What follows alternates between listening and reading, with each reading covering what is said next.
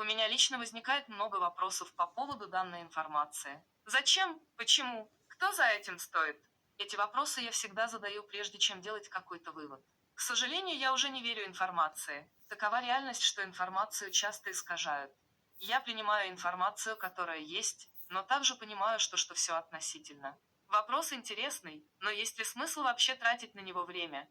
Я отношусь к этой информации как к новости, которая временная, дальше на следующий день, возможно, уже никто не вспомнит об этой новости. К сожалению, это реальность YouTube-сообщества. Под видео есть интересная информация, возможно, вам понравится. Если у вас есть какая-то новость или сообщение, пишите, мы свяжемся и обсудим. Прошу лайкнуть и подписаться на канал. Если есть возможность помочь финансово каналу, сделайте это. Спасибо.